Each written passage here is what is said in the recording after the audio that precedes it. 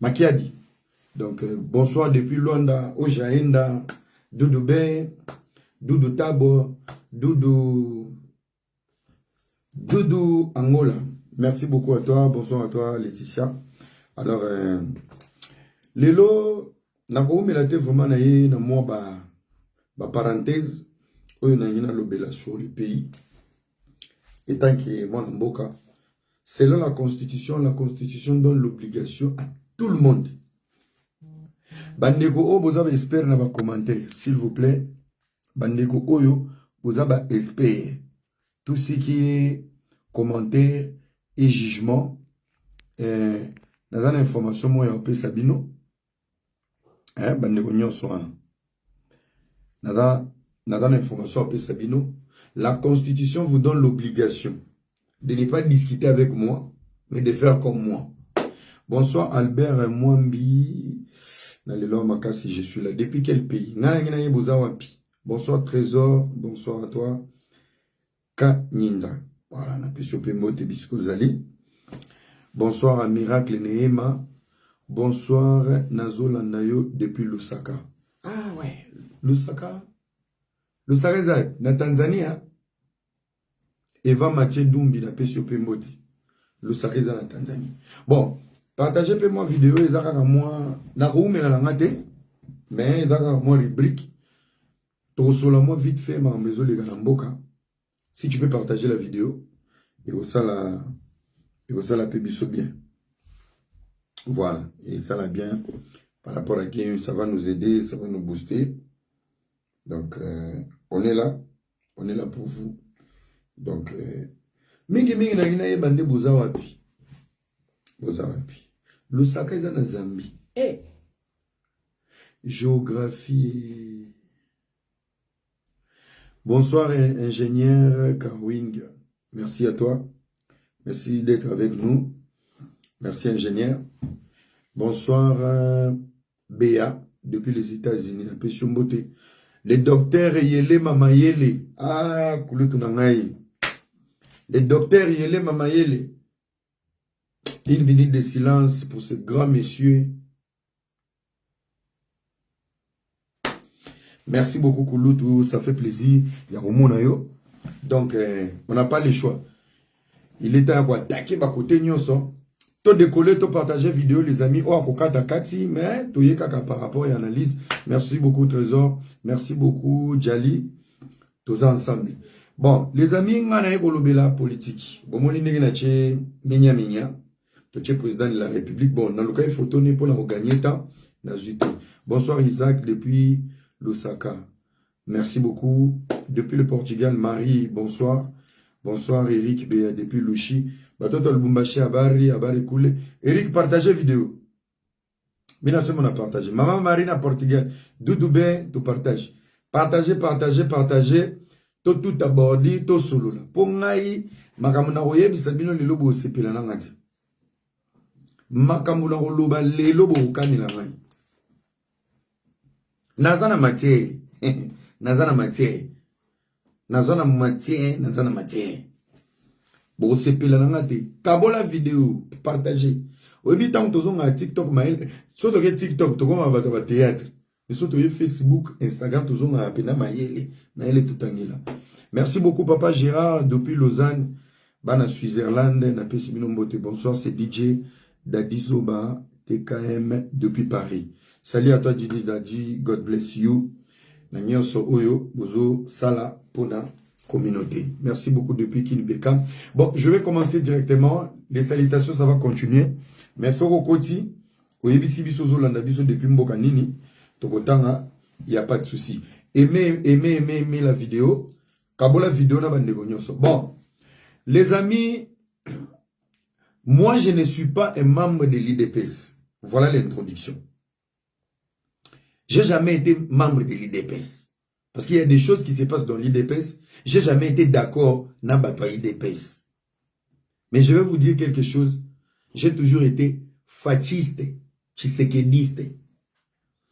Être fasciste et tshisekediste et être membre de l'IDPS, c'est différent. Tu peux être fasciste. En étant fasciste, tu peux être, tu dois respecter les principes. Il y a place au yobacheyo. Je vous donne un exemple, des exemples bêtes. Au botami na famille, mon y a handicapé. Mais tu es la seule personne la plus rapide de cette famille. Qui veut dire, si tu dois te battre pour ta famille, tu es obligé d'oublier que tu es le plus rapide et de te ralentir pour garder la dignité de ta famille. C'est ça vraiment l'esprit fasciste et tshisekidiste. Les lopes à court. Je vais vous dire beaucoup de choses. Hein. La différence entre Papa Etienne Tshisekedi et la différence entre Félix Tshisekedi. Tshisekedi a compris les points forts de son père, les points faibles de son père, et là où son père s'est fait baratiner. Et il a travaillé sur ça. Boyebi Bosakane Lara Papa Etienne Tshisekedi. Pourquoi? Il était d'abord le plus âgé dans une logique politique, avec de l'expérience, et c'était quelqu'un de très radical, qu'on se le dise. Hein? Vous avez profité d'un côté radical. Mais son fils comprenait tout le temps, papa est trop radical. Baza ba jeune, yoza mukolo. Plus tu es radical, bakokangayo game.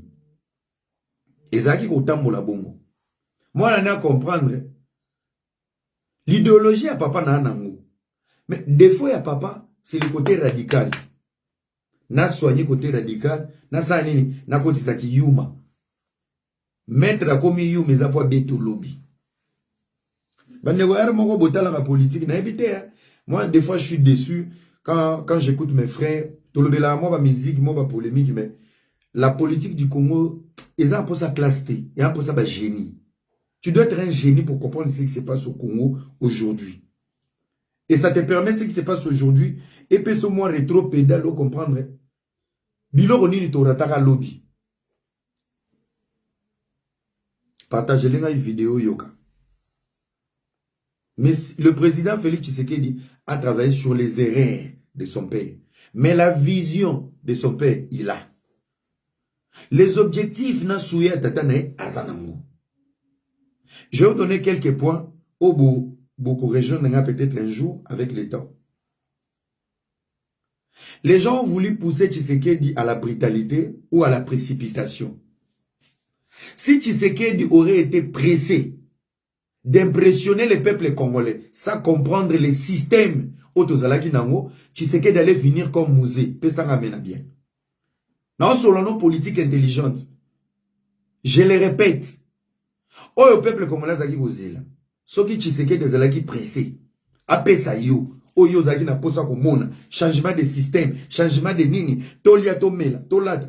Si Tshisekedi avait la volonté de musée, tant musée, aïe, tobani mamobilanga losoma desuba nini bato bakomi kolia kadogo salaire et mati Mouzé n'avait pas compris le système. Si Tshisekedi était pressé, Tshisekedi allait finir comme Mouzé au palais des marbres. Nalobi pesa amène à bien. Dans son nom politique. Amen. Merci beaucoup. Ça c'est le premier point. Deuxième point. Si Tshisekedi était radical et pas ouvert au dialogue, les allers-retours, il y a des négociations, il y a des avions. Il allait finir comme son père. Papa n'a pas beaucoup d'idées. Il allait être isolé. Il fallait Akita. À Fumwama. À travailler le système. À comprendre le système. Si on a le système, on va musée. Bien, tipo, a un changement. Tous les cas. Non. Abimi Yuma, atikeli ba porte nyos. Tolega, allons-y ensemble. Petit à petit, azo étudier bango. Bato va fonctionner à boye. Mbogi zako tambola ne boye. Ok. Je vais vous dire quelque chose. Des fois, le président de la République a regretté un entourage. La plus grande équipe qui devait accompagner Félix Tshisekedi au pouvoir, baboma bango tout dans Covid. Je l'assume aujourd'hui. Le nombre de morts au Babimara na Covid, na époque il y a président Félix, ti lelo non bosale la enquête, ti lelo non ne traumatiser binoter le nombre de personnes qui sont mortes à la présidence. la période de Covid. Le Covid a éliminé beaucoup de bonnes têtes dans le monde. Et les ennemis du Congo, ils ont profité à la présidence. Et donc, conseiller chef Akoufi, conseiller, ils ont bateau qui une vision, mais sans l'attitude du président. Bah qui une vision, une pression. Tu veux changer ma cam. Non. Même Bible et l'obia. So qui n'a mboga moko kuti bato ba bina lokolo moko, bina nano na lokolo moko avant qu'il mususu. Avant qu'il mususu, rassure-toi. Dans le film Eddie Murphy, balobi, il ne suffit pas de savoir voler, il faut savoir se tenir debout. Il faut savoir se tenir debout. Quand pour moi, ça problème de bato ba commission, Mouza pour moi. Libérateur, libérateur. Est-ce que Mouza savait se tenir debout? Non. Mouza Koufa le rôle à jouer. Alors, on est aquí comme introduction pour dire que le président Félix Aza Youmate, Ndegonangaï n'a évité, sans un problème na baluba, mais tu ne maîtrises pas la politique ou les gars batoba la politique. Salaka analyse, tika kofinga. Pesa opinion na yo, et kokipe kosunga, longola kanda. Dans ta famille, chef du quartier Bimate, dans ta famille, ministre Bimate, longola ngai, dans ta famille, mokonzi Bimate. Zalata mokonzi ya cerveau, ya maele na yo. Te, échec. Ateki mboka, mon frère, domaine à domaine, y a un colonne. Si tu ne maîtrises pas la politique, tu laisses. Et au salo bien, au tiki. Alors, on va avancer. Bandeko, mingi mingi, nache, ba photo oyo, poto ke na problème oyo le kasiko, parce que na okoko expliquer bino nyo sauté. Le pays est en danger. Introduction na pour vous choquer. Ezali koyeb sabino ke.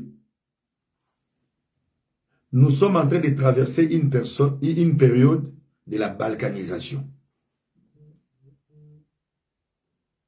Je m'adresse aux députés, aux sénateurs, Batutu Bazana Congo. C'est des hypocrites. Le Congo est en manque de génie. Les intellectuels sont au Congo. Les diplômes sont au Congo. Les génies, pour vous dire la vérité. Naminito, nous traversons une crise de la balkanisation. Qui veut dire Goma et Bukavu est sous tutelle du Rwanda. Kinshasa n'a pas la main sur Goma et Bukavu. C'est Kagame qui commande, c'est Kagame qui gère. Je dis bien la période. Le Congo n'a pas été balkanisé, mais c'est une période. Ndeba mo oyo, il fallait télémiser ça. Ba sénateur, ba député, ba tout ba nako silika. Pour dire que c'est inadmissible. Alors, Nakobeti Labino, scénario. Pendant que le Congo traverse une période de la balkanisation, Tozo Ngasiko et ba autorité. On nous dit, la constitution, écoutez très bien, Kabila n'a pas géré le Congo à ce top niveau. Kabila n'a pas valorisé l'homme congolais. Kabila a fait ça sur le côté. Mais ce qu'on appelle ça sur le côté, à Komaka Bibilia, autobéni constitution. Ça veut dire, plus ça s'appelle ça sur le côté, Makamouya Komaki Yamibeko, il fallait respecter la constitution, et ça qui paramétré, na ba idée na yé, na logique na yé, na ba massa na yé. Si le Congo est en retard aujourd'hui, le Congo n'est pas en retard d'abord dans la vision politique, le Congo était d'abord en retard dans la constitution. Et le réseau dérangé Batou, au-delà au fond là-bas mandat, ou soit de donner l'opportunité au président de la République, il y a beaucoup des articles de la Constitution où il faut y changer.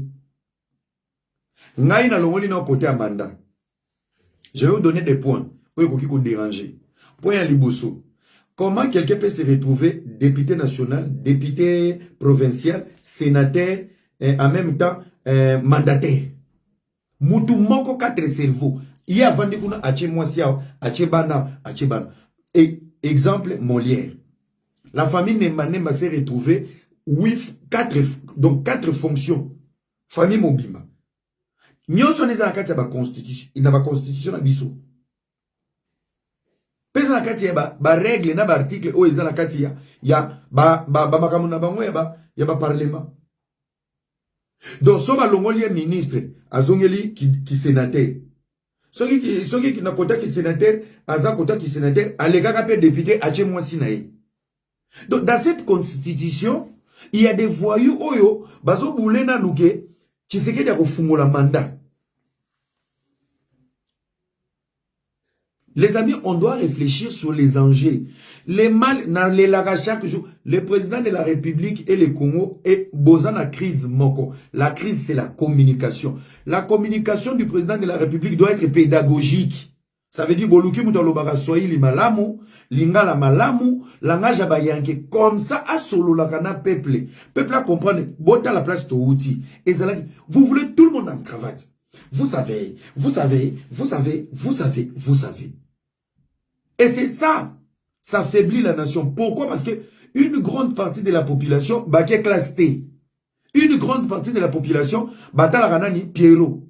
Pierrot au service 2. Batala ranani, bazota la biloko eza actif. Mais pourtant, au niveau de la présidence, il faut créer structure mobile, la communication facile. Beaucoup de bato bazana nzala. Ventre affamé n'a plus d'oreilles. Il faut que, là où il n'y a plus d'oreilles, place bato bazana nzala, il faut que tu aies panguer. Panguer, ça veut dire escroc. Escroc, il y a yanke, net ngaibo, yanke, ozo panga muntu papa, yozo boya boy, t'as la place to outi, ozo démontrer ba fait na ba preuve.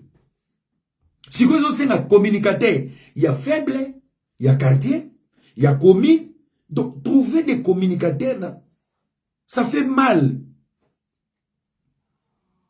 Ça fait mal. La communication doit être à tous les niveaux. La présidence doit avoir la communication, communiquer bimi. Moutounio sazana mato yoyoka français à maman salama te. Moutounio sazana français yoyoka, par exemple, ministre Mouya Yate.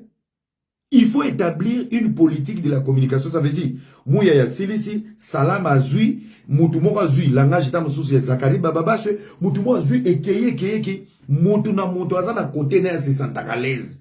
Les jeunes qui ne sont pas allés à l'école, bana posa ba yoka communication, il y a langage na bango, il y a forme na bango.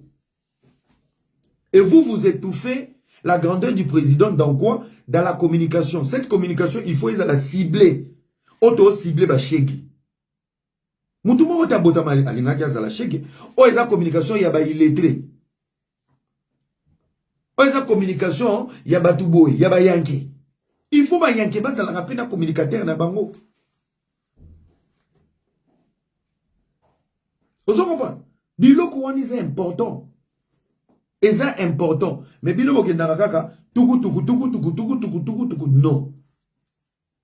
Nous revenons sur l'histoire de la Constitution.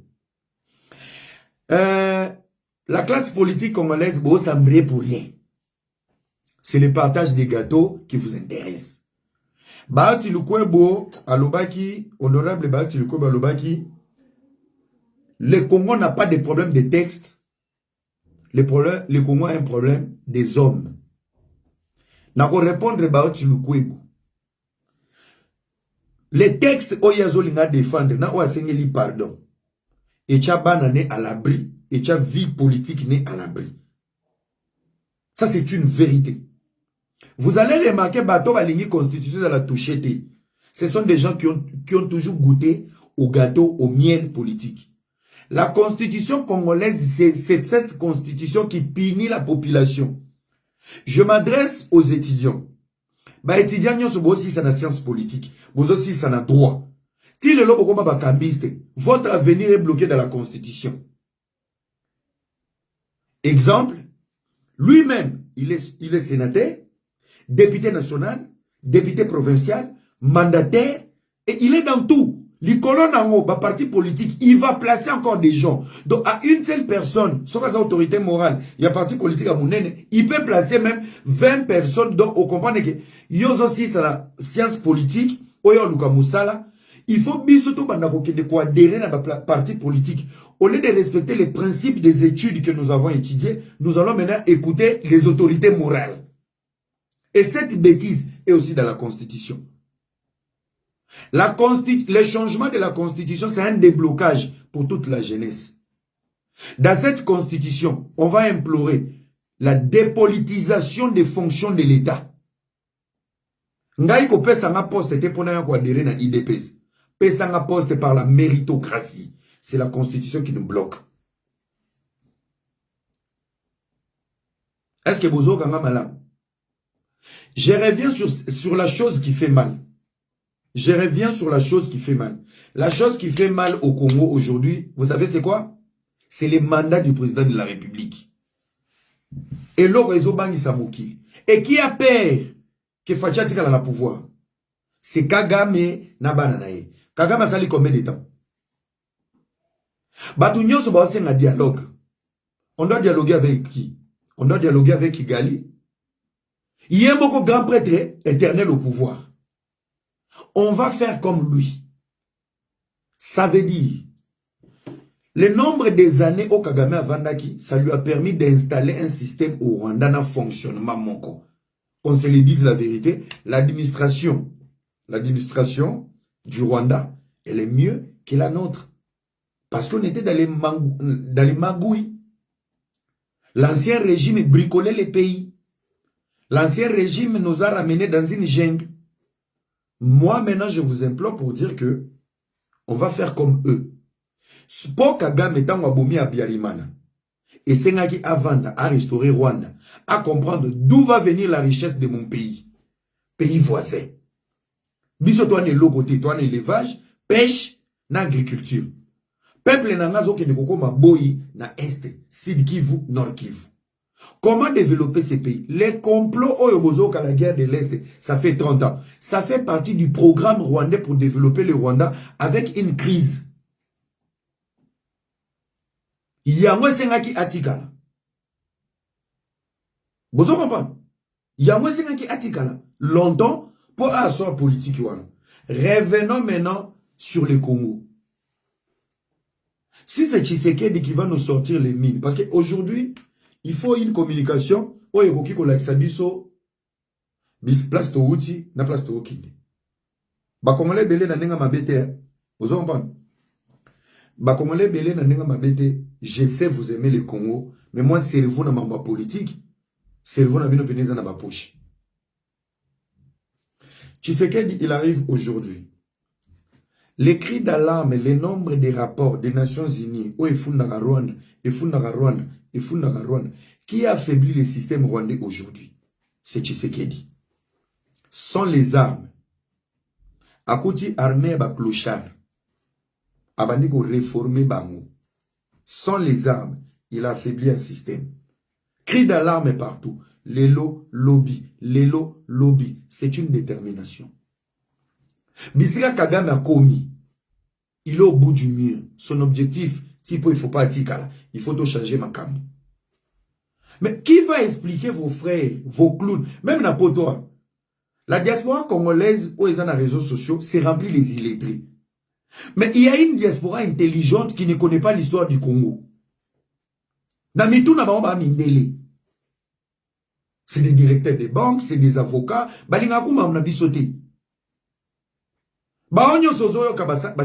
C'est des bokechou. Peut-être qu'il ne va même pas écrire 3 phrases en français. C'est des ISO. C'est des gens qui ont échoué dans la diaspora. Bayara poto, yagola la ofele na mundele, ndako social, koura ofele, na golia. Et si vous n'avez pas de bons communicateurs au niveau national, local, ba bokechi ba okoma influent na mitu ya ba illettré au pe ba kima Congo ba ya poto. Je vais vous expliquer un illettré dans la diaspora. Excusez-moi, vraiment. Je ne généralise pas, il y aura toujours une exception qui sera automatique. Il est très diaspora zanen. Moi, non, tangi na Kishasa, étudiant tangi na Kishasa, ayebi géographie. So ba yebi c'est que cop moi a poto zoya, pesa 5000, mais tozo le kananzila Cameroun. Aoyate. Globe terrestre ibete na mutu. Tina longwa Kinshasa, toke makolo. Nake Brazzaville. C'est une journée, tito comme Cameroun na mutuka. Tu es compte à désert, soit qui désert en mécaté. Mais tous les illettrés de la RDC, poto makolo ya 5000 tokens. Moutalongwa Congo en 2014, a commencé sa tour Eiffel en 2021. Abiki parce qu'il a courage, il a déterminé. Mais dans la logique, il est illettré. Parce qu'un intellectuel ne peut pas risquer biloko ya yebi à tangi na classe. Comment je peux aller en Europe à pied? Pourtant, bandika bazo kende 8 heures de vol bakomi. Moi à pied, je vais faire combien des années? Que avant d'autres, il y a autant la montagne 5000 bouquet poto makolo. Il ne sait pas lire le nombre de kilomètres, les dangers des pays? Est-ce qu'il y a les déserts? Est-ce que... Si on a kakabatu bakufa dans la mer Méditerranée, dans le désert, c'est nos frères illettrés. Soba illettrés, non soba yekotoyo. Bazoka bokechu, mboka neko bongate. Voilà des gens qui manipulent aussi l'opinion publique. Si ko soba sangani na bandeko na biso ba villageois, o bopé saka accès à internet té. Ti lelo na ba TV na ba Kabila Lepé, na Gbado na fin fond, ba dit que Kabila Lepé azaka président. Est-ce que vous savez même au Congo jusqu'aujourd'hui, nous avons des autochtones. Si lelo ba dit que bah, il même pas combat président de la République. Il y a des autochtones aujourd'hui. Bah, il tout est fallu avec la stade défense. Tant que vous avez fait les tilelo, na mitou na ba batikala na Luambo, na Madilo. Ça existe au Congo. Il y a des gens qui sont isolés à monde réel, bazar.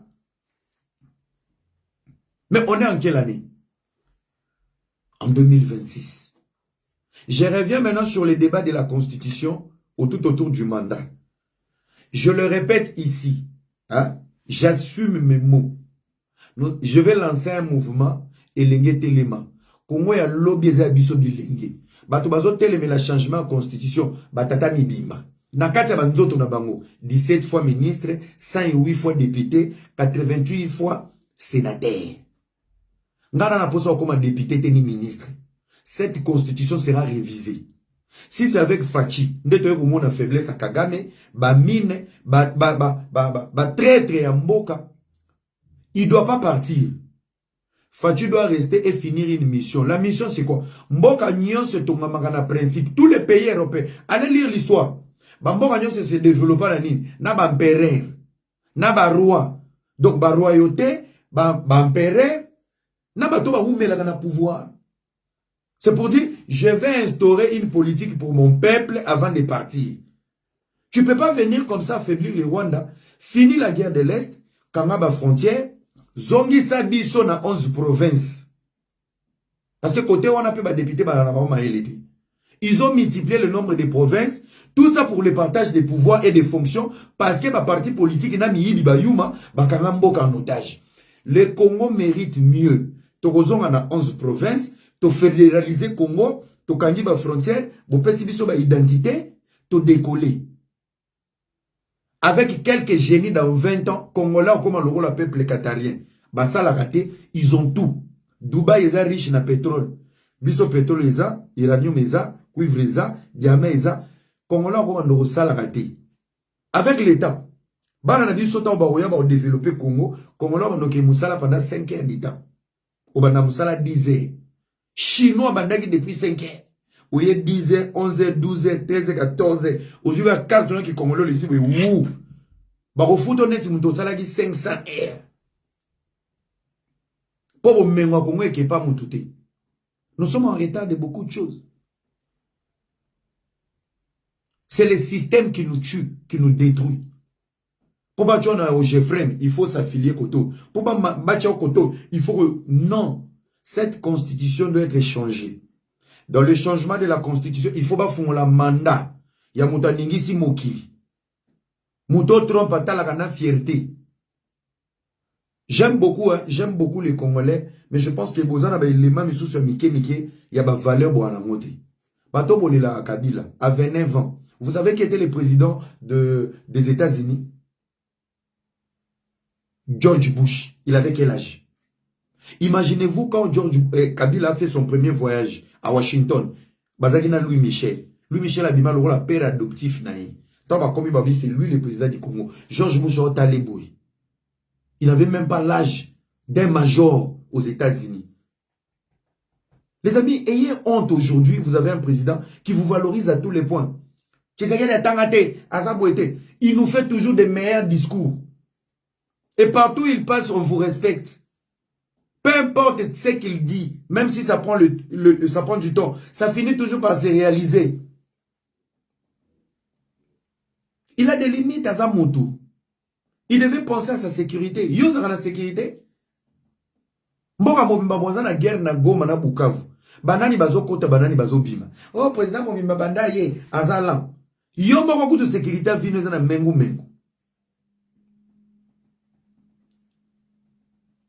C'est une honte de voir la ville de Goma tomber et Bukavu. Depuis Ndolo et Tondi, depuis Batunyon Sobazo Kangana Ndolo. Vous comprenez que Kagame n'a pas la communication à Kinshasa. Tous les généraux au Bazaki Libanda, Kagame parlait tout le temps. Ma discours à Kagame, c'était des moqueries sur le Congo. Willingo m'a parlé non-stop. Ndolo et Tondi n'a pas traité. Ma discours est comme il faut changer. Est-ce que vous suivez un peu la politique internationale, comment ça se passe? Tant Kagame Azoloba, Tshisekedi a commis le rôle enfant chéri, tout le monde est en train de les gâter. Bazo gâter Congo. Non!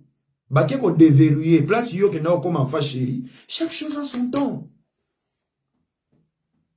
Chaque chose a son temps. Prison et tondio, bazo kangabatu, pour pas remplacer na baluba. Manipulation. Manipulation. Willy Makoufi, Kongola Zocha Tembe. Olo Sepela, Kongola Zocha Tembe. Papa, Mouto Abomi. Yo Zocha Tembe. Bazu Goma Ndengini. Goma a été abandonné, sacrifié. Boya, Bokomi, Bakoti. Batraître. Batraître. Si qu'on a minute, oyo. Ba antenne zaki na Kishasa, oyo kaka stratégie militaire. Ba remaniement, ba sali na armée. Bozo comprendre que guerre échangée tendance. M23 gagnera les sous 10 km. Et comment on a récupéré, on a récupéré, on a récupéré. Parce que c'était une guerre par procuration, par trahison. Toko kita lobby place boy bino bo attaquer place boy. Toko sala boy bino bo contre biso boy. Toko sa batu nyonso na bazana boloko. Bachi wewe bango nyonso bazana boloko. Jakindala n'est pas levé, Jakindala bakangi. Jakindala cop wane falo sala mona poto yo bibika pinga nanani na Pierrot. Yo ke sala mona Kishasa. Bato bazana boloko bapoati yo. Il fallait pas qu'on s'en a maladie babimi sur liberté provisoire bima. Baké qu'on retrouvait tu faisais partie na ba communicateur ya M23. Bakangi Jakindala. Et là on falo yo sala mona poto loko la bibika pinga. Naba Pierrot. Vous comprenez? Les amis, nous sommes choqués, nous sommes biloko matoi, biso to ba na poto. Ba chef na biso ba persa ba nini. Regardez les potentiels. Quittez l'esprit villageois, les amis. Quelle des classes? Vous comprenez? Yosa matoi ya kokanga mes classes mouké. Mon frère bat-toi. Vous comprenez? Arrête de lire les livres, oso juger livre na pochette dango. Va lire les potentiels qui est dans les livres. Moi, si on a tatouage, c'est une bonne femme. Ou éviter, pourquoi Betarango? Des fois, c'est décevant quand on te reproche. Hein, écoute, ce que j'ai dit, c'est plus fort que les députés. Le président a une mission à Rolongwate. Et je vous mets un défi. Proposez-moi un candidat qui peut continuer le mandat du président Félix Tshisekedi Lelo. Vous savez, on me propose qui? Moutamba. Les amis, Moutamba est jeune comme moi. Je l'aime beaucoup et j'aimais sa détermination. Que le populisme ou les propos est manipulé à binoté, à chaque fois il y a des actions ou des propos, et comme il s'en va au niveau du être président de la République. Faites très attention.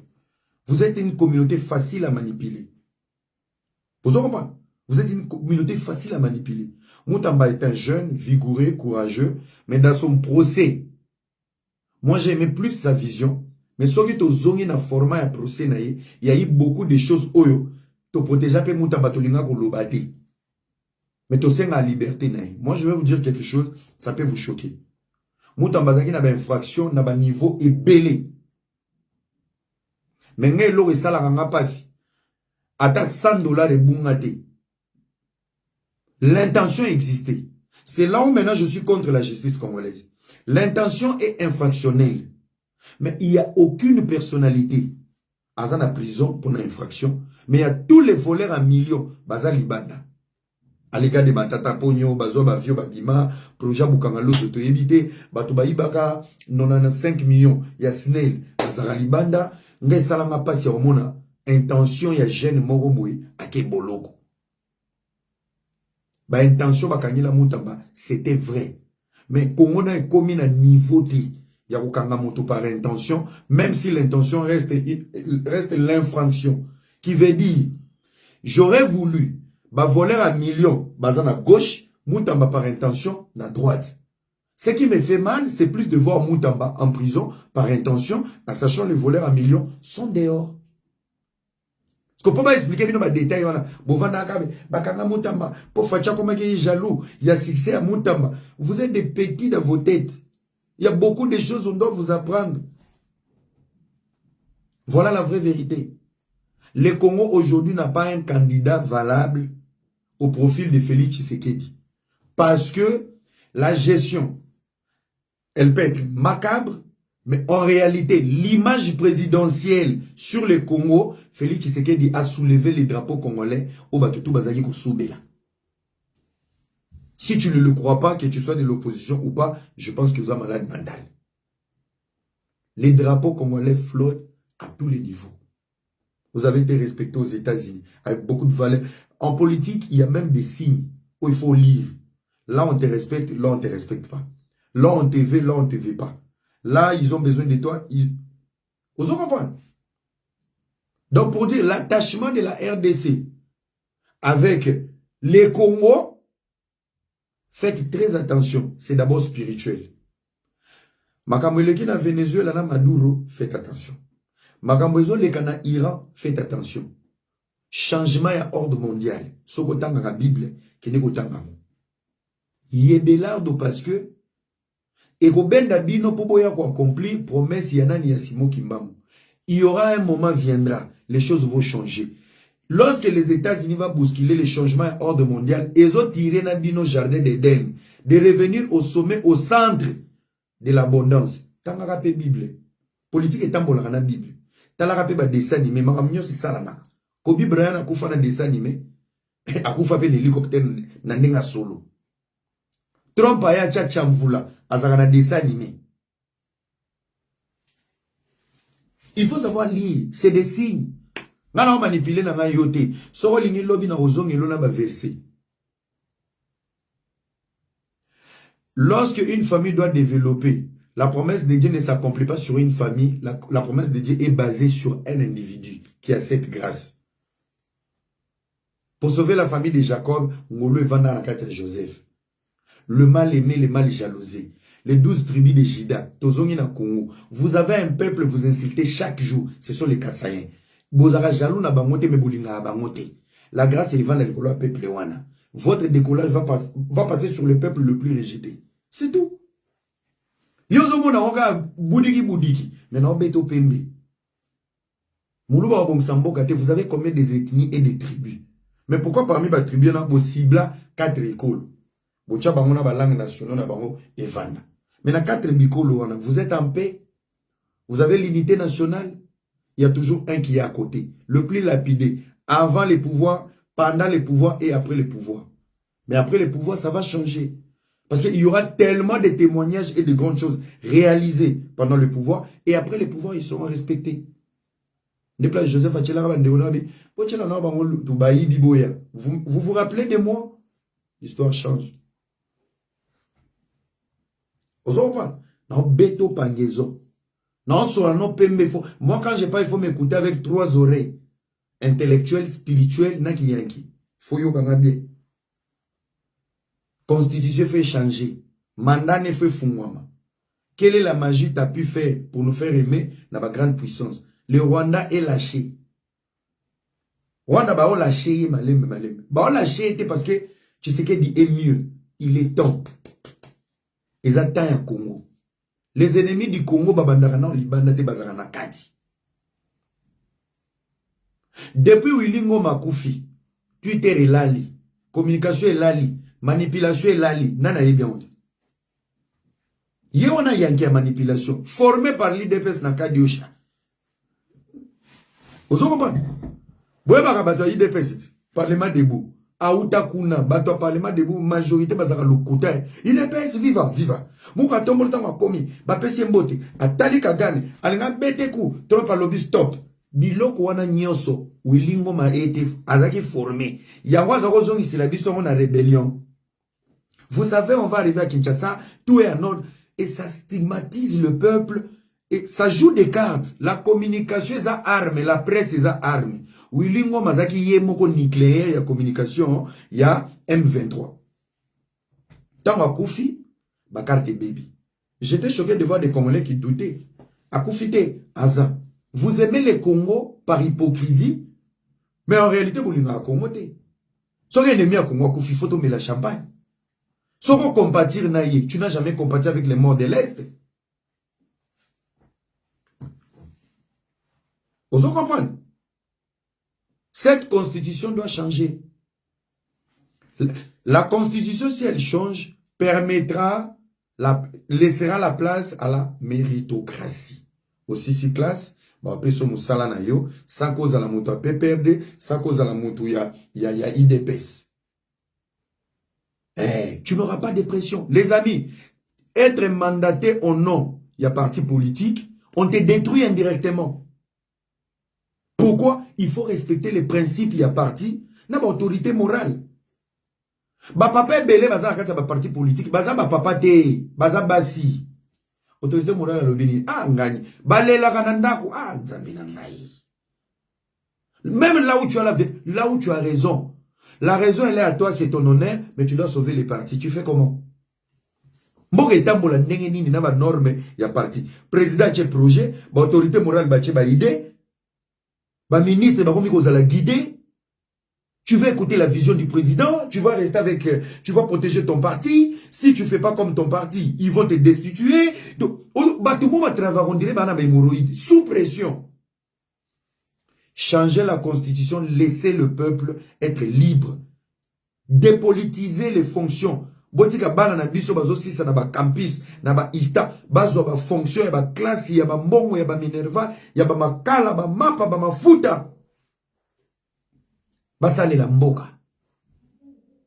Basale la mboka. On doit finir cette bêtise. Tshisekedi ne doit pas partir. Les élections demandent beaucoup d'argent. Beaucoup d'argent. Sensibilisation. Baya ko konte bino nyonso. Carte de lecteur. Les machines. Ba cellule. Ba secteur. Bisika ba ko tchaba tuana. L'effectif au na élection, kofuta bango, ba observateur, la sécurité. Non. Zombon a élection mise dans la sécurité du pays. Oche na armée, oche na police. Pas si nangai, soué nangai, il est temps de séduire des intellectuels, de rejoindre l'armée et la police et de un peu évacuer tous ces illettrés que l'autre régime nous a ramenés. Miser dans la sécurité. Élection Koko Marumba ya Kongote. Bientôt les élections dans 5 ans. Non. Il faut stopper d'abord les élections. Qu'est-ce qu'il nous faut pour que le pays décolle? Tshisekedi doit le faire. Je stoppe ici, brou. Ok. Ennemi na biso zaki Rwanda. On va l'affaiblir. Et en plus, la guerre de l'Est. Kobandana Bukavu tina Goma. Les Congolais, les Wazalendo na bafa RDC. Bocha na mitu na binoke. Boko récupérer Goma na Bukavu te. Ceux qui vont récupérer Goma na Bukavu, il faut suivre l'ennemi place à Rokima. Bisika Outelaki. Régnier Salamanga na Kigali. Donc, Kigali. Et moi, je l'ai dit ici, hein, la paix de la RDC, Ngamora Botamina Goma, na Botamina guerre, ya musée, na Botamina, musée tango yeko meka biso na nonande. Biso na Goma, na Kimi Volcan, Afdel tango ye ekutaka biso na Goma. Donc, un montant dans le Baramamba Est, Munyamaze, beaucoup de parce que beaucoup des illettrés, des ignorants, c'est des Quinois. Boloba Makamana ba sentiment, biso kenda ba marche, biso to koufela. Biso to koufela. Moi, 6 ans, 7 ans, on a déjà bibende, na ba veni. J'étais à Goma, na office. 7 ans, na sac à dos, aux hommes de bibende. Moi, na mouké traumatisé. Ngaso na moni makila, muto lambi na moni makila na oliate. Ngaso na moni accident, til lelo. Donc, accident ka ya voiture so na moni makila. Je suis traumatisé. Bino ovana bino ba kishasa bolia ba fufuna bino bolingi classe T, mais beaucoup ba donner des leçons en politique, il y a obo vivate. Je pense que Il y a une négligence patriotique au niveau de Kinshasa. Pour au mona nanu bimona mesute. Botu na bana kisangani obalala 2 semaines à Sanbeto. Botu na nanu bana kisangani. Botu na notre bateau ba viva guerre. Les Kinois ne savent pas la guerre. Bo viva guerre te, bo viva crise te. Vous êtes toujours dans les leaks. Bino izalaka boîte, ba hôtel, ba foufou, miziki. Kimukala wana kop na bino e bino ne bo ambriaka biso batoto viva ba guerre ba ve ba ndeko na biso ba chuba bango ba mbeli ti lelo to sola boy. Nous on a encore des frères et des sœurs au bazana ba goma bazana ba bukafu to sola na ba téléphone. Hein? Tout ça c'est très important. Tout ça est important. Il y a un lobby constitution, il faut pas retoucher un mot. Bon, toko kita na makambo oeleki lelo na tongo. Pona bati lukwebo pour finir, papa na biso vraiment ezo sala soni. Na âge na ye opesi opinion na ezaki mabete lobby ke ba texte ça un problème te. On comprend que ba rolongolo ou yo changer langage ou s'excuser, tu veux t'attacher non. Non. Boza ba opportuniste, boza ba politicien. Et cette classe politique doit changer. Une fois il y a les changements de la constitution, le président de la République, Beta Lobo, on a mis ça, Salana ba jeune. La jeunesse congolaise, elle est à jour. Bana poto baza, et belé batangi, baza à jour. Basisi na ba campus, baza à jour. Il faut que tindika ba politicien ou belé à la retraite. Bino de bobomi kongopo, boyebi ba secret belé. Batupe misusu o ba replacer bino. Si vous voulez aider les Congo pour tomoni fachaza pasteur, batu misusu bo kanye ba bobuma bino bango.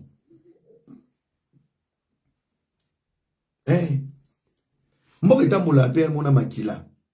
Tu as trahi les pays, pourquoi Bossala Kiboué? Pourquoi on a combien de personnes sont mortes? Combien de jeunes sont morts dans l'armée? Jeune en Kantake Goma, Nzoka chef à sa bêtise code. Sauf chef à son bozanaï. Au nom de tous les morts, de tous ces jeunes qui sont partis, de tous ces innocents, parce que plus vous arrêtez de traître, et que quand nous avons des informations, une fois que vous avez évacué des démons. Aux États-Unis, vous avez une peine de mort. Malgré une information, vous avez évacué ma place, prison, les apôtres n'ont les traîtres babou maraye. Vous avez pas? Traîtres babou maraye. Monsieur Dalton, je pense qu'il était temps. Merci beaucoup. Ça a été un plaisir. Voilà. Sans oublier, monsieur Yann, ça a été aussi un plaisir. Voilà. Merci. Vous comprenez? Et c'est très important. Babilo Kouana. Pour changer la constitution, la temps normal. Alors, Makambeleki le long attend à 5 heures par rapport à ba drone. Ba drone moko koya ki na ville ya Goma. Pour vous comprendre que ba tipo ba ventiler ba journaliste belé politico ba wela ki ko relayer ngona loyenge et la majorité sont tombés dans le piège du Rwanda et du M23. Je vous explique. Depuis bakangi ba traître Nandolo, depuis ba détecter ba antenne dans l'armée congolaise et surtout département au Bazana Est, les M23 ne gèrent pas les informations sur l'emplacement des phares RDC. L'armée commence à utiliser des drones. Naba drone au bazo utilisé, l'armée est en train de récupérer plusieurs villages, pardon. Boutalaki va récupérer ba site minier, makambo belé. Avancer armée congolaise, bazawa monango blague. Wilingo ma à côté si ma lili na kati ya M23. Notre collègue Wilingo Moto Zalaganaye, banini, awa et baby, Wilingo ma est parti calciné. Et il n'est pas mort seul. Bazalaki est belé. Ils veulent pas juste publier.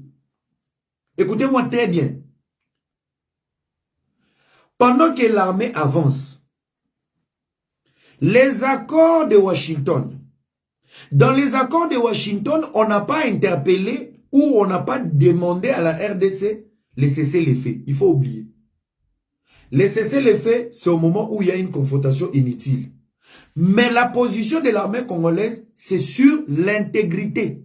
Le combat sur l'intégrité nationale. Faites très attention. Donc, au moment où on va communiquer, Kinshasa a attaqué avec des drones. Bino boyaki ndengeni. Bino boyaki ndengeni. Vous êtes venus avec les armes, avec des traîtres. Vous avez pris Goma et Bukavu. Boyaki na ba biscuité. Boyaki na marche à pied. Vous êtes venus par des armes. Vous vous revendiquez des Congolais. Mais Fatia Simbisibino touche Tina Souka. Bah, il faut comprendre que ce sont des Congolais par procuration. La preuve année, parmi les Congolais qui se revendiquent Congolais, Nakatia M23, c'est Willy Ngoma qui est parti. Hein? C'est Palou qui est parti. Hein? Les prochains, c'est Nanga et Daniel Safou. Hein? Le gouverneur de la ville, il est rwandais. Il a ouvert une société mini au Canada. Il vient de s'acheter une villa. Rapport Rwanda, ceux qui disent sur Internet, c'est qu'ils ont la présidence, dans les Nations Unies. On est en train de voir. Donc c'est Kagame qui commande tout. Donc la montée ya bawazale nona FRDC, ate bomi fulani, et kozala nango n'impacte parce que il faut sauver l'intégrité nationale. Et ça na kati ya droit congolais. Et ça ba droit na biso. N'habitez sur vous comprendre. Maintenant, vous comprenez très bien. Lorsqu'on a arrêté les antennes de Kigali à Kinshasa qui sont en dolo, tous ces gens-là, tous les voleurs là, qui va gagner dans l'armée. Pour moi, ça va bien. Heureusement, parmi les traîtres, il y a aussi des Kassaïens. Pour ceux qui ont nous demandons la libération. Nous avons des... Je vous dis, écoutez, moi, je vais vous choquer. Tous les bikolo mususu na Congo, bazaba zoba moko na ntomonate. Bako kangata muyibi na traître, mais ils peuvent marcher pour mouton bima. C'est rare, écoutez-moi très bien, je vais vous choquer. C'est rare au coup de marche, la communauté du Grand Kasaï demande la libération dans l'immédiat, bazala raté. So kangi muluba ke na prison yemoko. Chiwewe il est là, il est Kasaïen. Communauté télémitée. Bon mais kaka communauté mususu mona ka ba bimi kuna. Tala ba omikuse na ba pano. Nous exigeons dans l'immédiat. Donc, il y a des communautés même qui n'aident pas les Congo. Mais quand il faut se mettre à inciter les Kassaïens, toutes les communautés là, inutiles de notre pays, lapider les autres.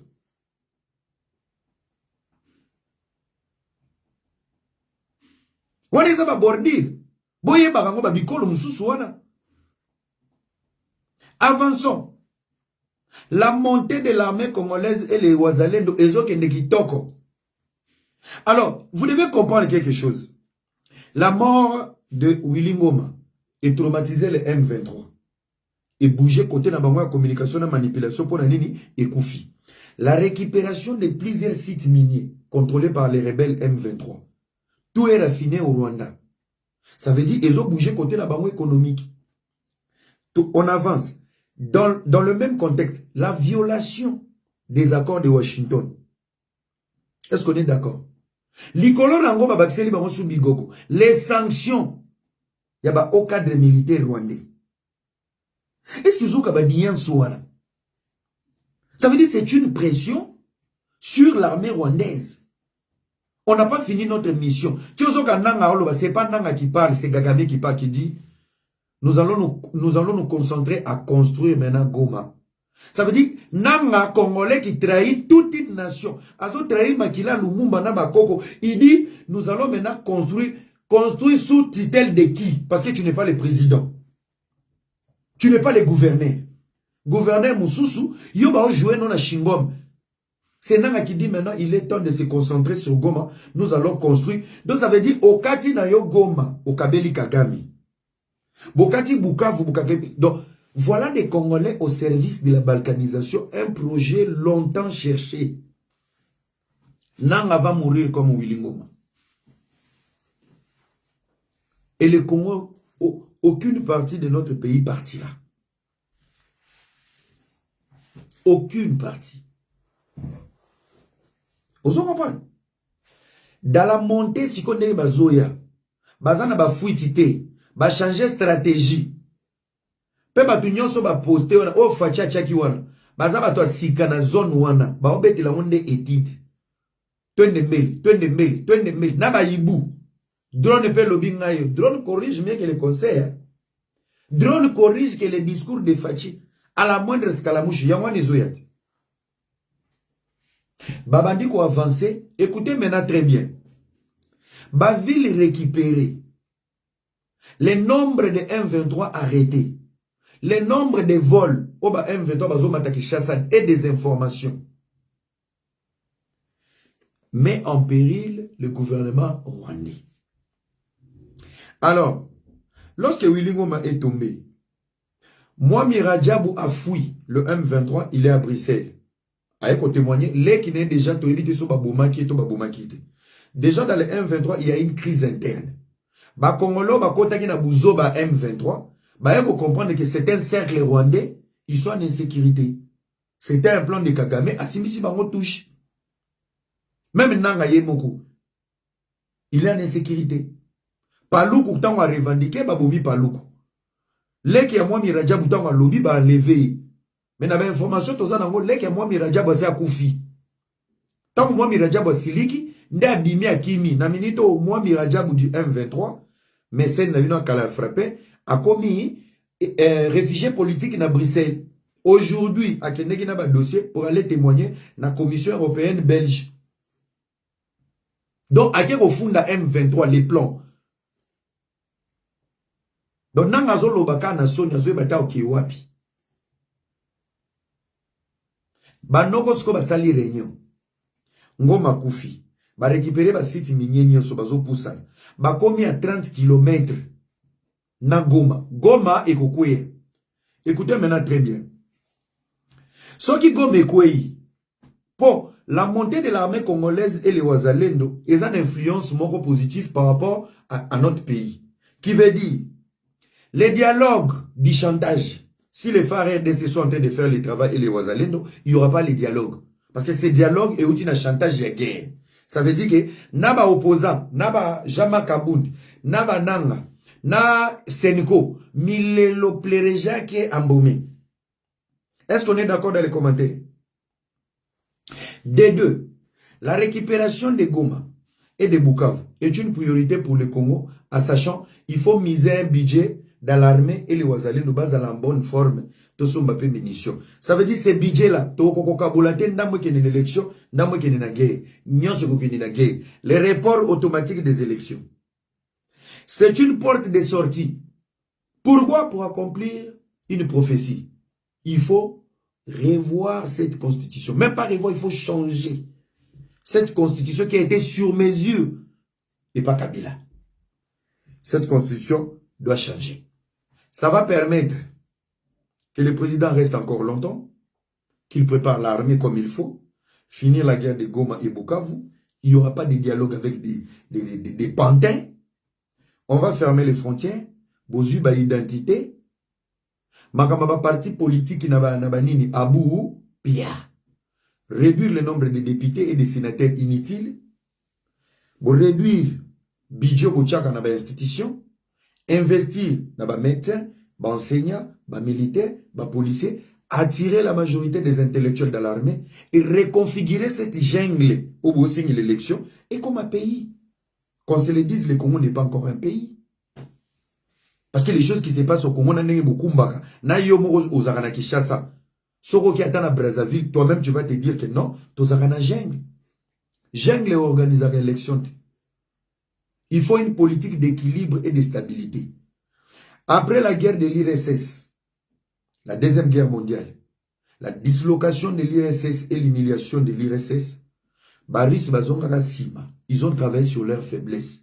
Quelles étaient nos faiblesses? Ils ont fait de leurs faiblesses des 40 ans passés leur force aujourd'hui. Il faut équilibrer la tête du pays. Yango komaki Poutine, Dimitri. Poutine, Dimitri. Poutine, Dimitri. Évaluer gestion en Mboka. Comprendre que Poutine était plus fort que Dimitri. Poutine, mais Mboka l'écolo. Toko lenga ka élection te moutane longi comme président biso nyonso azana été. Si à une seule personne on peut lui donner 20 ans, pombo kana biso comme malonga, bana na biso lobby bayo ke lengi à Congo. Où est le mal, où est le problème? Pourquoi ça dérange? Ça dérange qui? Osio ya poto za na mukanda te moi ça bengana o melaka ba canette na nini. Yondo ya hotel melaba revoir constitution te fachatika. Toba ventilio nyonso bazana ba parti politique. Combien de fois vous voulez être ministre, mandataire, vous et vos femmes et vos suppléantes? On en a marre. Biso petit peuple ndeto sengi ba revoir constitution. Tozana bandeko na biso batanga na minerval ya makala mbonga mafuta mbonga mikate. Moyeba kota politique ezate parce que tout est verrouillé. Ok ndemwe bato FCC, ozonga bato ABB, ozonga bato OCC, okoko. Le nombre de partis politiques au Congo c'est au même pied d'égalité dans l'église. Donc va frapper. Tolo bate. La constitution sera changée. La constitution sera changée. Ça, c'est une vraie vérité. Et merci beaucoup au président de la République parce que le Congo, plus on a un plan pour récupérer Gomé Bukavu, nous devons être en bon terme avec l'opposition rwandaise. J'étais très fier que Fachi assumé Ayambi Mwana Biarimana. Le fils d'Abiarimana va venger son père. Pour la paix durable entre les peuples congolais et rwandais, le plus beau cadeau pour la mémoire d'Abiarimana, c'est d'accompagner son fils de remplacer Kakame. Voilà des choses, il faut dire. Au Congo, opposition est athée. Tout le monde est fa quoi. Tout le monde est à des bandades. Noro moro ba fungole la abino maboko. Boya to sola to vendre. Tout le monde on dirait est envoûté. On dirait qu'on comprenne raté. Faché ouvert, hein. Faché ouvert. Bokecho alena facha melana fachi tala bokecho. Asuki na YouTube. Pourtant on va toper ses anneaux. Martin Fayoulou bozo sambe l'église mona fachi. Ozo où est la président Eli? Il y avait hélicoptère, il y a monde des ténèbres. Tu pouvais gagner Fachi à quel moment? Parce que tu l'avais trahi à Genève. Trahison fout à rater. Le Congo était déjà trop trahi. Bakoko bakoke kotika ote o trahi.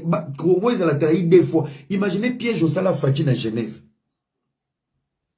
Nason ya koloba ngona mokilike yo tata mukolo Fayulu sala mo Fachi. Bo sambe l'église moko. Fachi atendre yo loboko. Boyambana, yaya, usozu bokoti. Lelo, hein? Lelo, bras droit ya Fachi. Fayulu. Mais le héros, non, au monde, ils ont token de boy. Est-ce que vous n'avez pas la maturité? Vous savez, la maturité spirituelle, c'est de savoir, je n'étais pas destiné à être président, mais dans le continent, j'ai mon boyambri, et puis, c'est un candidat président, mais au moins que je reste l'ami du président.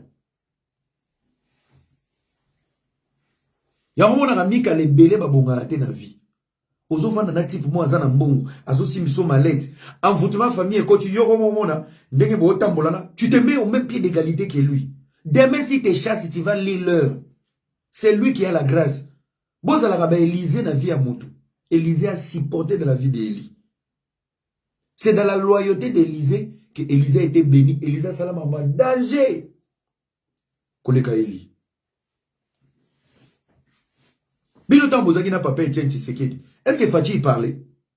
Botia écoute secrétaire. Fachi a zaro lobate. Ton papa Tshisekedi a vivant. Fachi était là-bas à la Abino Kango.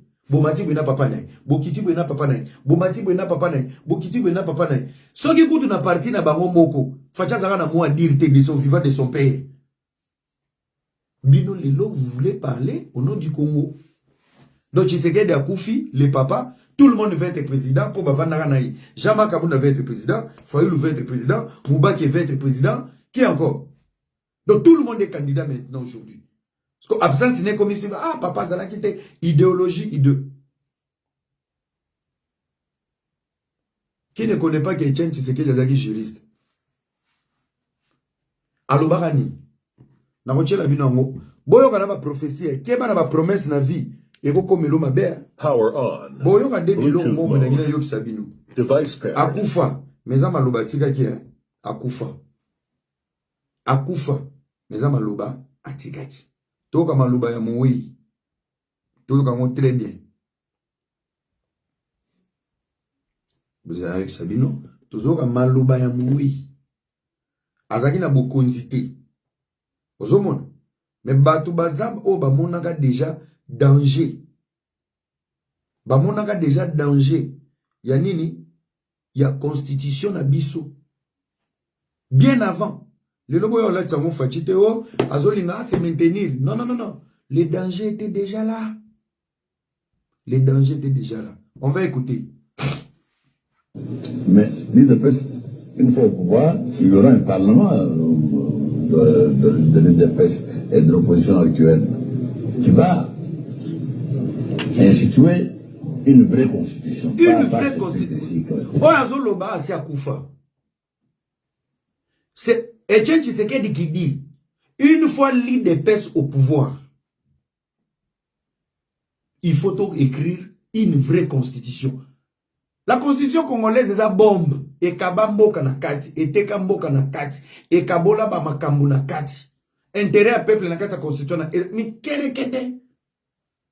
Batebele ba oboya ba touchango po nini. Bazoka nzaka mandat. C'est pas le mandat le problème. Mandat coûte à moyenne zéro. Mandat to kopé sa mata lobby. Mais ces textes-là ne protègent pas la nation. Le texte qui est dans la constitution. Les aki sur mesure. Il y a intention à mouto azaki wana.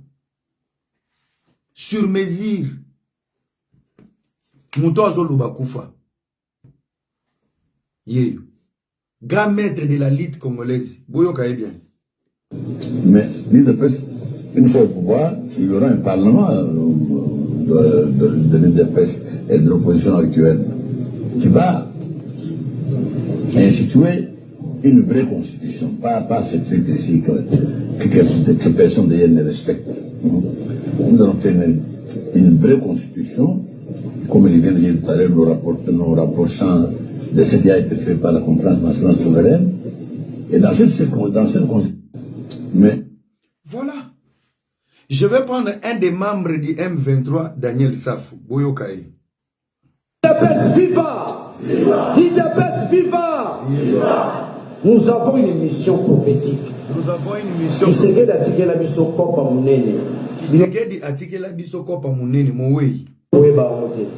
Nous avons une mission prophétique. Nous, l'IDPS. Nous allons diriger le Congo pendant 40 ans, vous verrez. Daniel Safou. Nous avons une mission prophétique. Il faut diriger ce pays pendant 40 ans. Il y a un lobby. Quand tu as la vidéo, il y a un et qui dit déjà la poison à Goma. Toi, c'est ça. Si nous nous organisons, nous serons majoritaires au Parlement. C'est l'acquis. Si nous nous organisons, nous serons majoritaires au Parlement.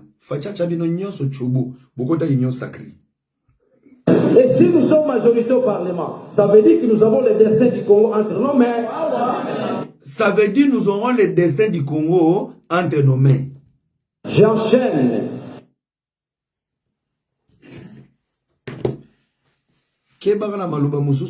Bébé, sans toi je vais mourir. Okokufa.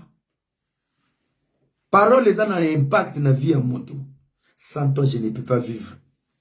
Maloba bilobe la likola sentiment. Yewana kenda. Okomaka ko telingana. Tu es tout pour moi. Banate, tu es tout pour moi. Elle est partie tane matame ekota. Okomana ba fossette yanzala. Vous comprenez mon ami? Il faut revoir la constitution pour protéger le pays. Et il faut que Tshisekedi reste longtemps. Pourquoi je vous demande que Tshisekedi doit rester? La guerre de la RDC, il y a une manipulation et il y a un mauvais combat. Au moment où Batunyon va prétendre que vous avez candidat à Tshisekedi, bazana couleur y ennemi, bazana silence y ennemi. Et l'iro le bate que Tshisekedi azana ba rivalité, ba rival baza. Mais sauf qu'il y a quelque chose qui nous éthique en fait. Là où Tshisekedi est en train de risquer sa vie pour récupérer toutes les villes perdues. Là où Tshisekedi est en train d'assumer une responsabilité pour pointer l'ennemi du Congo. Bato ba prétendre ko tindike to kindika ke élection pour baya ko postuler. Mutu moko te azolata kazaka wana. Na ebite sou ki place wana to se comprendre. J'aurais voulu que la minute oyo qu'on oublie nos divergences, qu'on oublie nos partis politiques, que chaque député, sénateur, candidat Balata nanu image pour dire, les amis, ce n'est pas le moment d'abord d'envisager les élections. Les amis, pensons d'abord à l'intégrité nationale. Et tous les petits députés de l'opposition, tous les petits candidats de l'opposition, bazo utiliser le côté guerre. Loko la raccourci na bango politique pour un dialogue pour le partage du pouvoir et repartir encore à zéro. Bazo misa Congo na mai, bango bazo ngayezo na mai poto solula.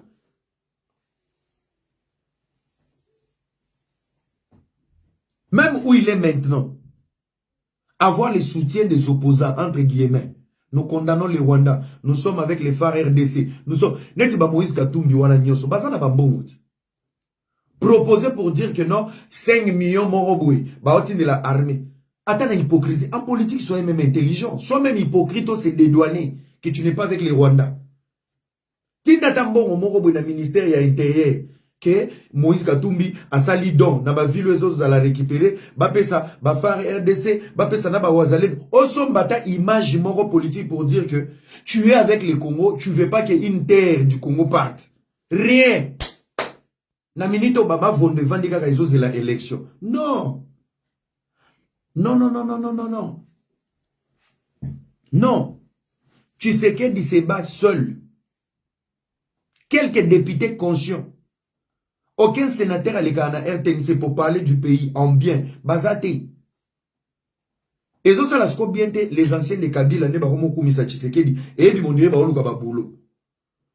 Mais pourtant, les députés, les sénateurs qui sont en fonction, personne n'en parle. Il n'y a que des débats débiles en politique.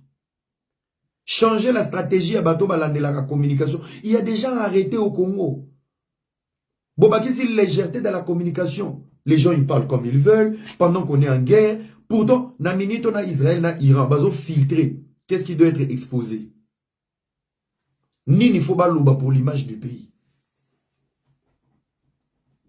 Nini. Des émissions politiques, combien belé, même des aventuriers dans le plateau. Moutazoya, préservatif fait combien? Histoire à guerre, où y habite, où y a matungulu, biloko et mati. Oh, atikela bino mboka. Aloni la raoni. Il faut revoir la Constitution et il faut dépolitiser la fonction à l'État. Il faut laisser la place à la jeunesse. Bandeko, je pense que Nandenga Mabete, Toloba vraiment, toi est chef de l'État. Ce n'est pas une pub. Mais c'est le président Bissiko Zali. Il y a des ministres Oyo, bazo travaillent arrache-pied. Pour n'a quoi embellir mandat na yo. J'aimerais d'abord féliciter Azam Mouassi, une dame qui a été critiquée même par moi. Bissonion s'auto critiqué qui est tout fini. Congolais alingaba bosserte, Congolais alingaba impressionniste. Ministre de la jeunesse grâce continue. À son arrivée, Batoutou Toulouba, Bordi les Kezongi. Oh, langage oratoire na bien. Mais les réalisations n'a pas progrès aux Salama au niveau du ministère de la jeunesse. Je vois aucun jeune prendre le courage pour dire j'applaudis, na critica qui tam sous Koloba na loyenge, mais les initiatives aux Zouama na ministère de la jeunesse, c'est à féliciter et applaudir. Sobo sali pe remaniement na bino. Boti la biso pe ndeko la biso moi si avant 10 ans et l'or avant 10 ans ministère de la jeunesse parce que ce ministère n'a jamais existé. Le ministère n'a pas de budget. Et l'or malongé za kunate, ezanga kombo ministre mbongo ezate. Pombo ke bima kone foko ma maîtresse, o banda ko luka ka ba biloko banini. Bravo au ministre de la jeunesse Grâce Coutinho pour ce grand travail que tu réalises, mais tu es en face d'une communauté démoniaque. Ce qui chite no balanga balobela. Mais chaque réalisation est aux salles avec excellence. Ba obeto kara kongola linga ba échec, kongola linga scandale. Je reviens encore sur un ministre très excellent. Papa on dit dans les mabé. Na ebi kombonete. Mais papa nazo bomanga na sentiment. À chaque fois il parle, c'est comme si j'étais devant mon père. Le ministre des Mines. Il a dit des choses. Discours mo basalaka na ministre de la communication Mouyaya. Alobé logo mombo sur la corruption. C'est les jours j'ai aimé ces messieurs. En fait, il maîtrise son domaine du mine. Et l'homme salama qui n'a katanga na l'année supo ngaso na moni muto séduit na lingana l'année à long. Qu'est-ce qu'il fait? Il était où? Il a dit quoi? Tu sens c'est quelqu'un qui maîtrise son domaine. Bato abwe baza bato kotika. Mais ba politique na biso yo, ba BBB, ba pesi kombo, ba CCC, IDPS, Louvumbu, boye, borolongola mutu bomwe, il maîtrise son domaine, il est dedans et il est à fond. Je vais féliciter encore le ministre polyvalent, son excellence Jean-Pierre Bemba. Bravo. Polyvalence ouana, non. Non. Ah, non, nazo loba. Polyvalence ya Jean-Pierre Bemba, bravo.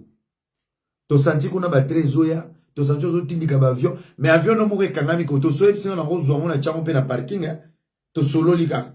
Na ko ke zolo, pour anticiper ko na pilotage. Bravo au président Jean-Pierre Bemba. Donc, tout bien avec un président par rapport à MLC, mais bravo pour cette polyvalence. Vraiment, Nzamba pa moulaya batela yo. Zala pepe mene fachi, zala na nouana. Po yo pena babula ki président, loba pena fachati ke lo kitime. Na yo moko tu t'emballes en fait. Sungaba na Congo, ego sala bien. Na kiti lisusu, na excellence Eliezer Tambwe. Nganga na yaza makasi. Bravo pour ce que tu fais. Ba ministre de Nyos n'otanga a defo na bino ka moko. Eloko ezanga bino na mulimo ba congolais matalana. Au Congo quand tu fais les choses bien, il faut activer le volume du matalana. Bozomo na bumbate, il faut rien. Mais ça tout le temps na ba TikToker. Matalana mais avec échec. Ba TikToker ba comment kota ti na hôtel de ville pour répondre les gens de la diaspora qui sont en train d'interpeller Bumba à mieux faire. Donc bato bazo salate, baza na communication élevée na bato ebele, bato bazo sala, boza na ba communicateur te. Il faut des communicateurs au ministère des Transports, au ministère du Mine, je parle pas de moi, je parle d'avoir une équipe qui va valoriser votre savoir. Le président, il a beaucoup de choses en tête. Boke ba remanieme ko yabwe, ba longo libino pendant que bozo exceller na babakam bozo sala. La politique est un bon rappel aussi dans mon populisme. Mais ce que populisme na bino ezala ya ba personnalité na bino teto ya ba personne. Populisme na bino fait na ba action dans ce que vous faites. Mettez ce que vous faites en valeur. Et pour finir, je remercie Papa Liao. Bien. Sans oublier ce que le capitaine de l'équipe. Ça, c'est mon chouchou. Maman Thérèse. Le cauchemar de Kagame. Kagame soit Monica, Maman Thérèse, Azobenda Bazin. Calme, on a pas Congolese. Congolese, on est à Maman Thérèse. Maman Thérèse, on a capitaine de l'équipe. La fierté de ma maman Nyonso. Maman Thérèse. Il fallait topper ce même trophée. Il y a moi de la femme. Maman Thérèse. Cette femme qui a lutté, qui a défendu le Congo. Cette femme qui porte la vision du président de la République dans son âme. Maman Thérèse. Bato bazo sali la mboka na motema. Il faut koloba. Bato bazo sunga mboki kende liboso. Na ba mama toza na mama Thérèse, toza na mama Maria Mubondo, wazo pesa misala, toza na mama Fifi Masuka. Bana mibali bakomi muke ba fenea ba timba. Ngana sina ifsabino na salaka live moko kala. Les jours vous allez détecter les meilleures femmes intelligentes, le Congo sera debout. Mama yiba rapona bana. Soko pesi moi si fonction ya mayele na conscience, aroyiba depo na peuple. Ça veut dire peuple arobika. Papa yiba rapona ko mandumba. Tala batu boyela kibiso bananga bakoma bandumba na Rwanda. Donc bazo exploiter na Congo, banemi na Rwanda. Misez sur la femme. Une femme sage bâtit sa maison. Vision a fache ekota basi makasi. Vision a fache evanda mingi na basi. Mibali baza batute surtout mibali ya Congo. La femme congolaise, quand tu trouves la bonne, tu es en sécurité. Mais soko kuta nina ya mabe. Okuta na bana na miniature, cravate na miniature, chaussettes na miniature. Tout est miniaturisé.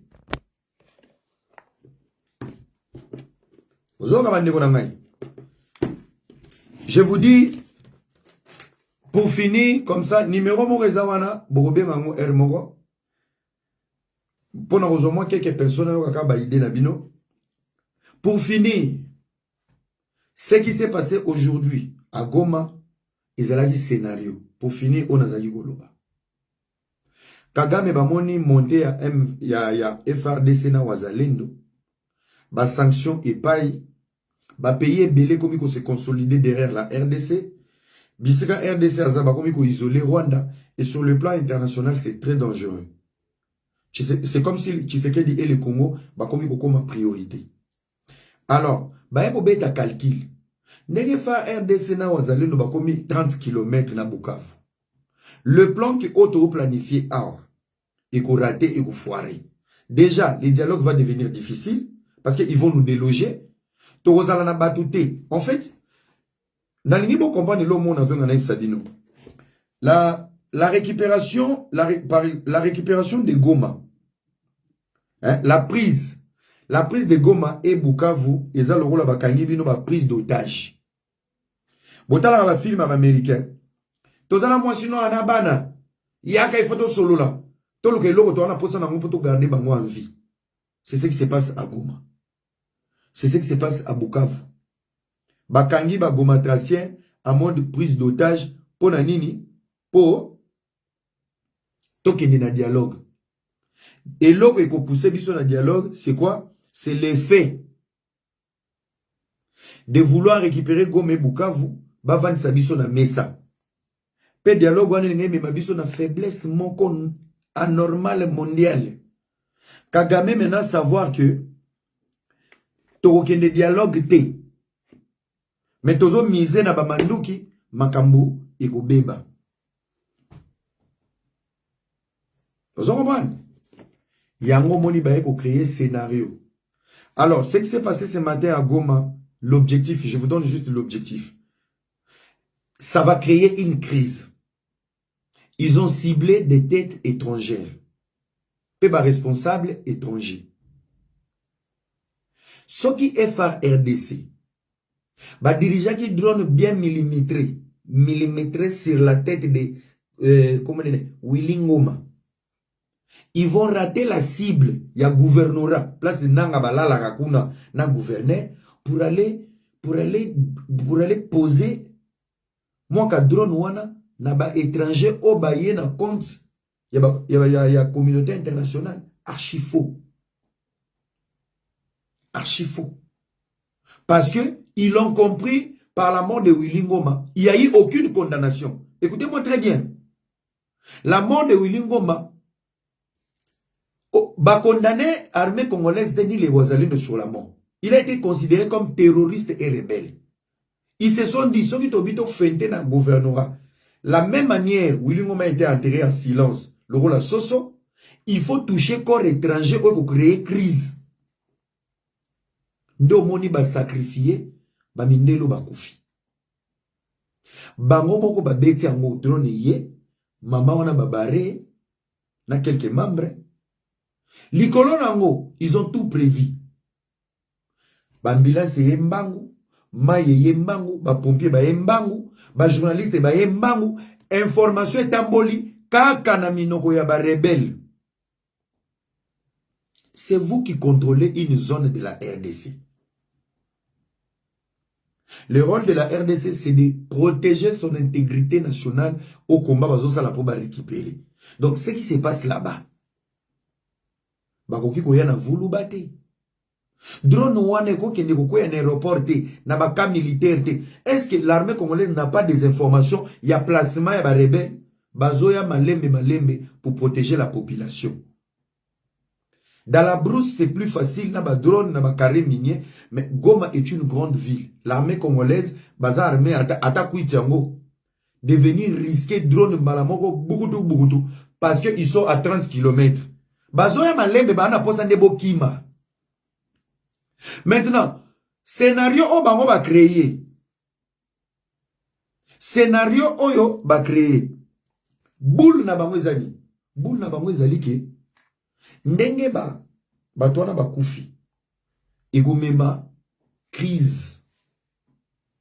Ça va nous ramener sur la violence, violation ya nini? Ya ba accord de Washington. Biso déjà pour sanctionner ki biso tozo respecter te. Tala kutu na arrivé na bango et que koko ya na bato na bino. Eza touche bandi ba simbisa Congo. Mais beaucoup de journalistes et politiciens congolais bakoya ki na piège wana. Mais l'objectif ya crise ba outi ko créer, c'est de stopper la montée de Yafa RDC na Wazalendo vers la ville de Goma. Ça c'est de 1. Yani balé c'est de responsabiliser un partage. Il y a violence, il y a violation, il y a accord, il y a Washington. Parce que bateau bakoufi wana, ils sont pas concernés dans la guerre. Et tout ça a été planifié par qui? Kagame. Et c'est de ralentir. Dans le ralentissement, ça permet maintenant de revenir sur les dialogues. Parce que Kagame a commis... Kagame, je vous l'ai dit, Kagame est prêt maintenant pour dialoguer. Et Fadji a commis un souka. N'a pas ça qui vient délai à dialogue, c'est mort. Encore, il y a Washington, n'a l'intégrité nationale. Lisez même les commentaires, na statut, na Twitter. Ozokuta, les Congolais ont droit de se défendre pour son intégrité nationale. Les Congolais ont droit. Ce qu'on va comprendre, c'est que bazo perdre. Il n'y a pas de condamnation contre le Congo parce que le Congo se base sur son intégrité nationale. Maintenant, il faut aussi que le Congo touche. En voulant récupérer son sol, le Congo a commis une erreur en tuant une partie de la communauté internationale qu'à naître. Parce que quand naître en attendant Bakoya, non, vous avez mal fait, Bobomi Koutou étranger, voilà, revenons sur les dialogues et les accords. Les deux parties ont violé les accords de Washington. Vous comprenez ce que le scénario les gars attendent. Et c'est pour ça que vous allez comprendre que agitation, il y a Makamweleki, il y a Badron, et que mingi mingi, Kigali, Barwandais, M23, va pousser en avant. Mais ils ont oublié une chose. Les Américains sont déjà au Congo. Ceux qui coûtent avieux les kaki. Bah, il y a la traçabilité dans Mobisiki ou qui n'a place et qui n'a maille. Boni drone. Bah, vous voyez, bah, et décolla qui wapi. Quelle est la place? Il y a ba phare RDC Bisika Bazala qui n'a pas Wazalino. Le commandement est Utaki wapi. Donc, le Rwanda vient encore d'échouer. Na piège où il va continuer ça. RDC na armée. Yango na zose na bino. Bofungo la misu. Banamboka bolamuka. Pour changer constitution, il faut rajeunir la classe politique. Dynamique à Sika, il faut essayer quoi? Il faut des jeunes qui sont à jour.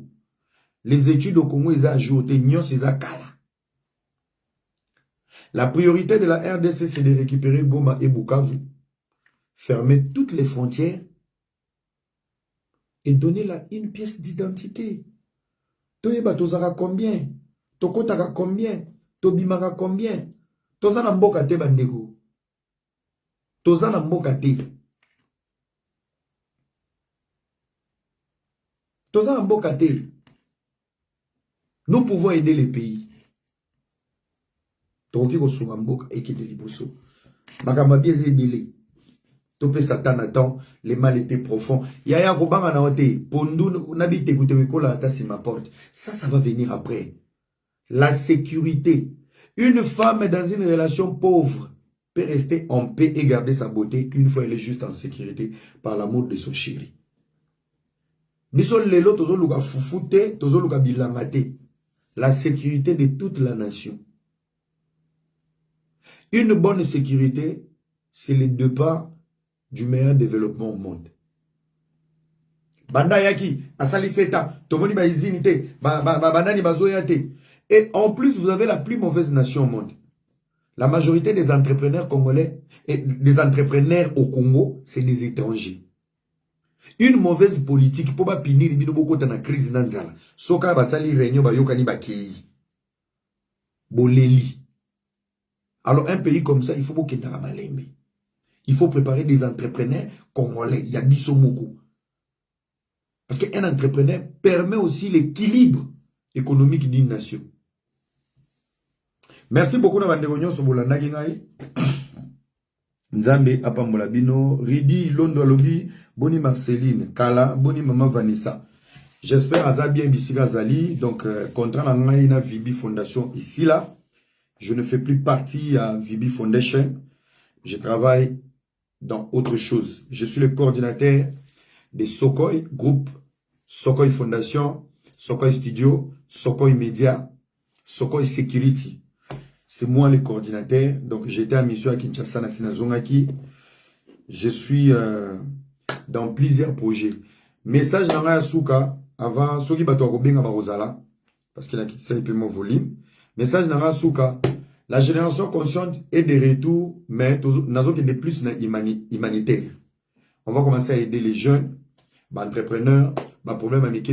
Je le fais déjà seul avec les moyens que j'ai, mais s'il y a des gens où vous mettons-nous ensemble. Nous avons un mini message, nous avons un TikTok, nous avons un projet, une idée, quand tu es au Congo, tu nous expliques, tu as l'étude, on peut t'aider. C'est lui qui veut participer dans le projet parce que vraiment, il y a l'ensemble, ils ont la mobilisation, ils avec des actions. Moi, je vais parler, je vais mettre le peu que j'ai. On va aider la jeunesse. C'est mieux quand tu parles et tu agis en fait. Aux hommes, nous allons agir. Si tu veux intégrer la génération consciente, tu peux nous écrire, il n'y a pas de souci. Aux Anakin, tu veux travailler avec nous, c'est du bénévolat. Mais ça sera du bénévolat. Aider les plus démunis en fait. Donc si tu veux travailler avec nous, infographe, jeunes baza motivé, sœurs baza motivé, mettons-nous ensemble et ça va bien. Zala n'a pas mort nous qu'est-ce que toi tu vas faire pour nous? Peut-être dans ça la fiche, ngana sala boye, na yebi mabele boye, to sala bilanga tout ça. Donc nangina chamwa synergie où il y a des jeunes autour de la génération consciente avec beaucoup des actions parce que j'ai déjà beaucoup de partenaires. Joyeux anniversaire au premier partenaire Israël Mutombo et Bossolo la politique qui m'avait promis si on décolle, ils vont nous accompagner avec le peur. Si on veut aussi une visibilité, ils seront là avec nous. Bossolo la politique et Israël Mutombo. Je vous souhaite un heureux anniversaire. Israël Mutombo, qui a accepté d'accompagner cette vision, cette idée des actions au Congo. Il sera aussi avec nous. Il va nous accompagner dans le silence. Je remercie aussi notre parrain, le big manager, Jires Mungu, qui a accepté aussi d'être là avec nous chaque mois, chaque projet, à Roti Kabisote. Je remercie aussi, partenaire Nabiso, la fondation Kinasha de Maman Mariam Bondo, qui sera aussi avec nous à nos côtés. On espère aussi que partenaires Moussous Bakoya, fondation, privé, les sociétés, et ça nous fera du bien. Ça nous fera du bien. C'est pour la jeunesse. Merci beaucoup d'avoir des retours. Nzambe apambola bino. S'il y aura des appels, bobengi vite fait. Il y a moment des personnes dans ma lobby. Osala pour ou contre, au copé ça peut m'aider dans le problème exacté.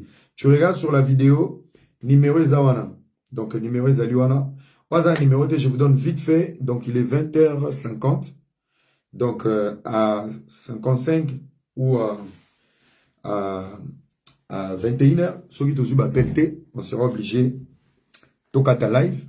Je vous remercie. Bon, bazar numéro vous tapez plus 41 77 99 77 541.